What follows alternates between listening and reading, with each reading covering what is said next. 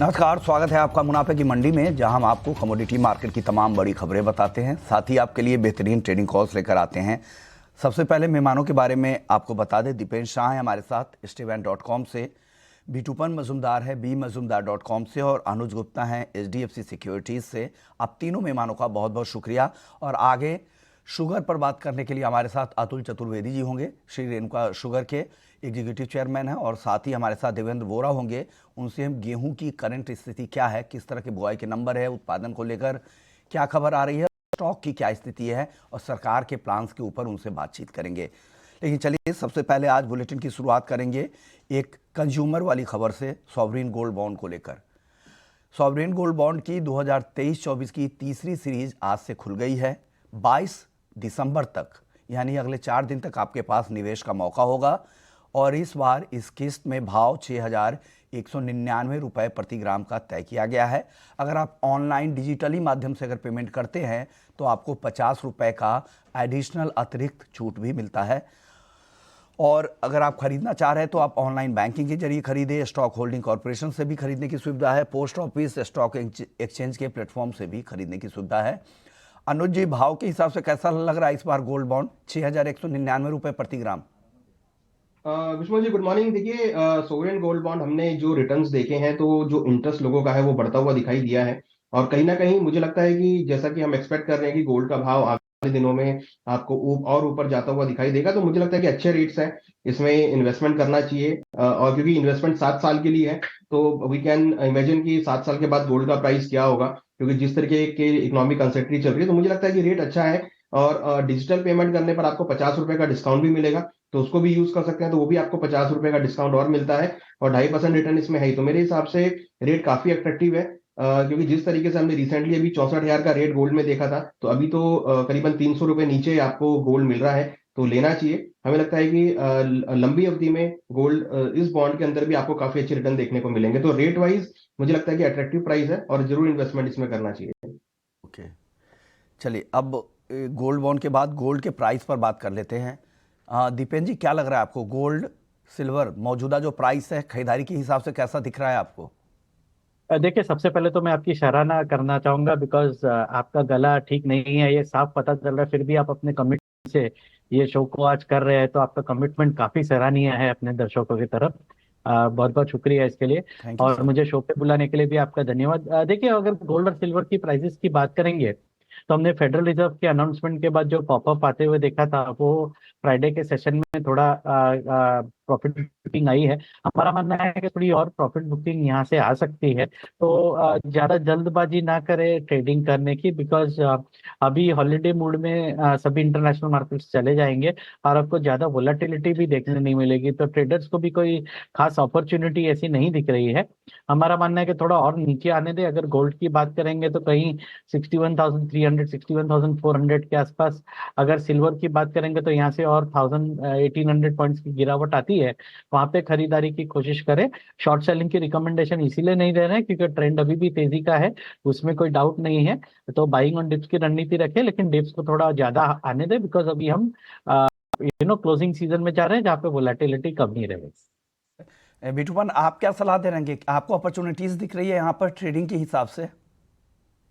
Sir जी, trading perspective से देखें तो इंट्राडे में क्या है, थोड़ा सा जो दीपेन जी ने बताया था, थोड़ा मार्केट में हो सकता है कि लाइट प्रेशर आ सकता है, मार्केट में थोड़ा सा करेक्शन आ सकता है इंट्राडे के लिए। गोल्ड में देखिए, जो रैली है मोस्टली जो सपोर्टिव रैली है, क्योंकि ऑल द सेंट्रल बैंक्स अभी मान के कि इन्फ्लेशन बड़ा एक रिस्क नहीं है और गोइंग फॉरवर्ड रेट कट का भी बात चलेगा नेक्स्ट ईयर में। और ओवरऑल सिनेरियो ऐसा है कि अभी भी बुलिश रहना चाहिए बाजार, और जो रेट का एक्सपेक्टेशन प्लस जो करेंसी वार है वो भी बढ़ सकता है नेक्स्ट ईयर में। तो मैं मान के चल रहा, गोल्ड एज इन्वेस्टमेंट तो रहना चाहिए। और ट्रेडिंग पर्सपेक्टिव में आज मुझे लग रहा है कि थोड़ा करेक्शन में लेना चाहिए, 61,400 500 जो लेवल है, दैट्स अ बेटर लेवल, और उसके आसपास ही गोल्ड को बाय करना चाहिए। और इंट्राडे में मुझे लग रहा है 62,100 200 तक लेवल पॉसिबल है, तो डिप्स में ही मेरे हिसाब से गोल्ड को लेना चाहिए। वेर इन सिल्वर में थोड़ा सा ट्विजर टॉप जैसा एक फॉर्मेशन है, जो कल का हाई था, फ्राइडे का हाई था 75,300 का जो रेंज है, अगर वो ब्रेक नहीं कर पाता है तो करेक्टिव आना चाहिए, और करेक्शन शायद यहाँ से 1,000 रुपये बन सकता है। तो कॉन्ट्रा अगर ट्रेंड के अगेंस्ट करेंगे तो स्ट्रिक्ट स्टॉप लॉस रहना पड़ेगा, और बाय करना है तो 72,800 टू 73,000 के आसपास सिल्वर बाइंग रहेगा। तो फिलहाल के लिए उस तरह का मार्केट है, थोड़ा डिक्लाइन के आसपास मेरे हिसाब से बाय करना चाहिए, not on the market. View आपका ट्रेडर्स के लिए। अनुज जी, आपकी कॉल क्या है आज? देखिए, अगर आप देखेंगे तो कहीं ना कहीं एक रेंज बाउंड मोमेंटम हमने देखने को मिला। अगर आप लास्ट वीक देखेंगे तो अच्छी रिकवरी देखी गई, बट हायर लेवल से भी एक प्रॉफिट बुकिंग देखी गई। तो मुझे लगता है कि मार्केट एक रेंज में रहेगा, क्योंकि कहीं ना कहीं अगर आप डॉलर वाइज देखेंगे तो नीचे में करीबन $70, ऊपर में करीबन $80, इसके बीच में काफी ट्रेड ले रहा है। और हम देख रहे हैं पिछले करीबन 2 महीनों से इसी रेंज में ट्रेड होता हुआ दिखाई दे रहा है। तो स्ट्रेटेजी मुझे लगता है कि थोड़ी सी एक रेंज बाउंड स्ट्रेटेजी बनाना चाहिए। अगर किसी को ट्रेड लेना है तो मेरे हिसाब से अगर मार्केट ऊपर में 6,025 के आसपास मिलता है तो बिकवाली का ट्रेड लें। स्टॉप लॉस 6100 का लगा, टारगेट नीचे करीबन 5,900 तक आ सकता है। अगर 5,900 के आसपास मिलता है तो वहां पर अगेन खरीदारी का ट्रेड बना सकते हैं। तो ओवरऑल अगर आप देखेंगे तो मार्केट एक रेंज में है, बट हाँ कहीं ना कहीं क्योंकि क्रूड की इन्वेंट्री बहुत हाई हुई है, प्रोडक्शन काफी इंक्रीज हुआ है, डिमांड कम देखने को मिली है, तो मुझे लगता है कि मार्केट आपको अगर ऊपर की तरफ आएगी तो वहां से करेक्शन भी देखने को मिलेगा। तो ट्रेडिंग स्ट्रेटेजी यहाँ पर बना सकते हैं, निचले स्तर पे खरीदारी करें, हायर लेवल पे जाए, रेशंस पे जाए तो वहां बिकवाली का ट्रेड बना के चलें। अब बात कर लेते हैं कच्चे तेल की। 6,000 के आसपास है, हल्की तेजी यहाँ पर दिख रही है। क्या करना चाहिए बीटूपन क्रूड में आज? सर जी, क्रूड ऑयल में वही अनुज ने बताया शायद क्रूड ऑयल के बारे में ही, 6,000 के आसपास बाजार चल रहा है, और थोड़ा सा रिकवरी है। बॉटम लेवल से क्रूड ऑयल ने काफी अच्छा खासा रिकवरी दिया, लेकिन शायद ये 6100 टू 6050 के आसपास थोड़ा स्ट्रगल कर सकता है। हाँ, ये हो सकता है कि मार्केट थोड़ा रेंजिंग हो, और इन प्योर इंट्राडे परस्पेक्टिव से लग रहा है कि 6050 के आसपास से और 5900 या 5880 तक मार्केट दिख रहा है। तो इसी रेंज में ट्रेड करना चाहिए, स्टॉप लॉस अबव 6130। अगर सेल करना है तो आइडियल रेंज विल बी 6050 आज के लिए। तो सेल ऑन पुल बैक आज के लिए सिर्फ थोड़ा कैरी फॉरवर्ड पोजीशन नहीं है, स्ट्रिक्ट स्टॉप लॉस काम करना चाहिए। तो ये व्यू बीटूपन जी की थी क्रूड की है। 5,940 के टारगेट के लिए बेचने की सलाह, 6,050 के ऊपर। अनुज जी भाई, ये क्रूड एमसीएक्स के भाव को लेकर कुछ दिक्कत है क्या? भाव अपडेट नहीं हो रहे हैं क्या?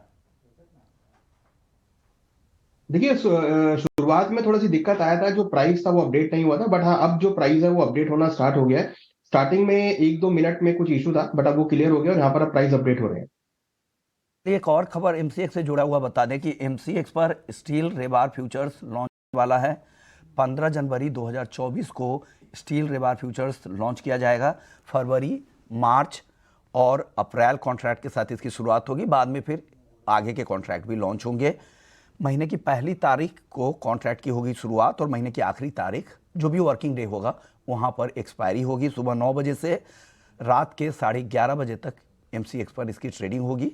और जो ट्रेडिंग यूनिट है वो 5 मीट्रिक टन का है, और बेस वैल्यू 1 टन का तय किया गया है। शुरुआती मार्जिन आपको 8% और ईएलएम एक्सट्रीम लॉस मार्जिन आपको 1% देना पड़ेगा। और जो डिलीवरी सेंटर है महाराष्ट्र में थाने, पलवल हरियाणा में, चेन्नई तमिलनाडु में और पश्चिम बंगाल में दुर्गापुर तय किया गया है। ये दीपेन जी आप बताइए कैसा लग रहा है, किस तरह का बढ़िया कॉन्ट्रैक्ट होगा छोटी इंडस्ट्रीज के लिए? जी होपफुली देखिए, एमसीएक्स में अगर नॉन एग्री कमोडिटीज के कॉन्ट्रैक्ट लॉन्च होते हैं तो काफी एक्सपेक्टेशन बढ़ जाती है, बिकॉज काफी अच्छा पार्टिसिपेशन हम एक्सपेक्टेशन रख सकते हैं।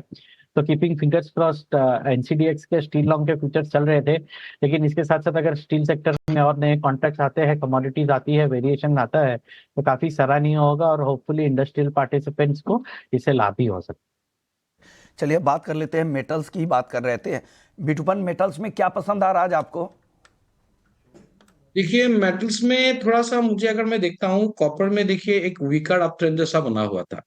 ये जो 690 से अराउंड 730 का जो रिकवरी है, एक अपवर्ड स्लोपिंग चैनल है। Though looks like higher high with higher lows, लेकिन ये वीकर ट्रेंड में है। ये मोस्टली एक डाउन ट्रेंड का करेक्टिव वेव है। तो फिलहाल मुझे लग रहा है कि जो कल का क्लोजिंग था, it's more like a indecisive closing ये रिकवरी के बाद। तो लग रहा है कि यहाँ पे क्लोजिंग के हिसाब से मुझे लग रहा है कि थोड़ा सेलिंग मोमेंटम बन सकता है मार्केट में। अभी 725 के आसपास बाजार चल रहा है कॉपर का। तो 727 का जो रेंज है मेरे हिसाब say that will be ideal for selling.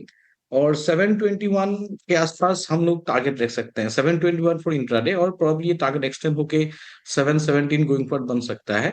और स्टॉप लॉस हम लोग का बनेगा 730 के आसपास। तो कॉपर मुझे लग रहा है कि थोड़ा सेलिंग है। और मैं जिंक में भी थोड़ा बोल लेता हूँ कि मुझे लग रहा है जिंक में भी थोड़ा सा रैली थोड़ा एक्सटेंड हो गया था। 222 के आसपास बाजार चल रहा है, जिंक थोड़ा स्ट्रॉन्ग रिकवरी दिया है। लेकिन मुझे लग रहा है जिंक भी अटक सकता है यहाँ पे 226, 224 टू 225 के आसपास। जिंक भी थोड़ा स्ट्रगल कर सकता है। तो लग रहा है कि जिंक भी थोड़ा डिक्लाइन बना सकता है टुवर्ड्स 218 टू 219। तो जिंक में भी थोड़ा ऊपर में या कॉपर में भी थोड़ा ऊपर में मेरे हिसाब से इंट्राडे में सेल कर सकते हैं, लेकिन स्ट्रिक्ट स्टॉप लॉस मेंटेन करके। की सलाह यहाँ पर ब्यूटपन की तरफ से आ रही थी। दीपेन जी, आपकी कोई एक कॉल मेटल्स में आज? देखिए, एल्यूमिनियम मिनी को सेल करने की रिकमेंडेशन दे रहे हैं। ऊपर में स्टॉप लॉस में आप 205 रुपया 50 पैसे के आसपास के स्टॉप लॉस रख सकते हैं, और नीचे में आप 197 198 के टारगेट्स रख सकते हैं। जैसे मैंने बताया कि वोलेटिलिटी काफी कम रह सकती है, तो आप स्टॉप लॉस को रख के अपने ट्रेड को कंटिन्यू करें, और स्टॉप लॉस इसको ट्रेल करें टारगेट की तरफ। जब भी स्टॉप लॉस हिट हो, मार्केट से एग्जिट कर ले, या टारगेट नीचे है तभी एग्जिट कर। ओके, यानी अभी तक सारी सेल कॉल आ रही है। एल्युमिनियम मिनी आपको बेचना है 202 रुपये 40 पैसे में 197.50 के टारगेट के लिए। अनुज जी, आपको क्या पसंद है मेटल्स में, फटाफट से बताइएगा। देखिए, मेरे को बाई साइड में जाना ज्यादा फ्रूटफुल लग रहा है, क्योंकि जिस तरीके से इंडस्ट्रियल मेटल की डिमांड निकल कर आई और इंडस्ट्रियल एवरेज इंक्रीज हुआ है, क्योंकि इस हफ्ते काफी सारे डेटा आने हैं जो इंडस्ट्रियल मेटल से हैं। और जिस तरीके से हमने चाइना के अंदर मनी पंप होते हुए देखा, तो मुझे लग रहा है कि कहीं ना कहीं एक पॉजिटिव इंपैक्ट रहेगा। लास्ट वीक हमने अच्छी रिकवरी बेस मेटल में देखी है, तो यहाँ पर बाय कॉल रहेगा। कॉपर में मैं खरीदारी का ट्रेड देना चाहूंगा, करीबन 721 722 में खरीदारी करें। 719 के आसपास का स्टॉप लॉस रहा है। टारगेट ऊपर करीबन 726 723 तक आ सकता है। तो कॉपर में जो रिकवरी देखी गई, मुझे लगता है कि इस हफ्ते भी अच्छा पोटेंशियल आ सकता है। तो आज के लिए कॉपर में बायो डिप्स की स्ट्रेटजी रहेगी। अच्छी बात यह है कि आप जहां पर जो टारगेट है उस टारगेट के आसपास बीटूपन बेचने की सलाह दे रहे हैं 727 पे। आपको भी लग रहा है कि ऊपर कॉपर 726 तक जा सकता है, तो ठीक है। अगर बाई करके आपके हिसाब से जाते हैं तो ऊपर में सेल का भी मौका बीटूपन को अगर आप फॉलो करते हैं तो आपको मिल सकता है। लेते हैं गेहूं की। हमारे साथ देवेंद्र वोरा साहब जुड़े हुए हैं। देवेंद्र जी, खबर आ रही है कि इस बार भी उत्पादन कम रहने की संभावना है, क्योंकि एल नीनो ईयर है और फरवरी के आसपास में एल नीनो ज़्यादा एक्टिव होगा, तापमान बढ़ेंगे, फिर से यील्ड को लेकर चिंता है। क्या देख रहे हैं आप, किस तरह की खबर आपके पास है गेहूं को लेकर?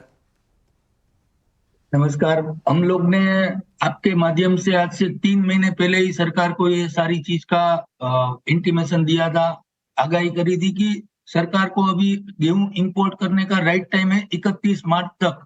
ड्यूटी फ्री में जो बड़े प्लेयर्स है, जो बड़े जिसके यूनिट है आटा और मैदा का, उनको अगर इंपोर्ट करने की इजाजत दी जाए तो कोई किल्लत नहीं आएगी।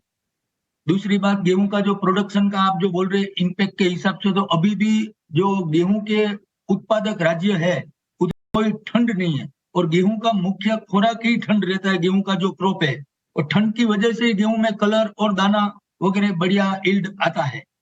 वो अभी तक किधर देखने को नहीं मिला है कि जिससे हम लोग ये कॉन्फिडेंट में रहे कि हमको गेहूं का उत्पादन, गेहूं का प्रोडक्शन है वो अच्छा आएगा। पिछले देव साल के मुकाबले में दूसरी सब चीज मसाला और पल्सेस में भाव ऊपर होने से गेहूं की बिजाई के ऊपर वैसे भी ये बार काफी फर्क देखने को हमको मिला है। खास करके वेस्टर्न बेल्ट में बहुत सारी चीजें उसमें ट्रांसफर हो गई है। गेहूं की बजाय जीरा हो या धनिया हो, XYZ।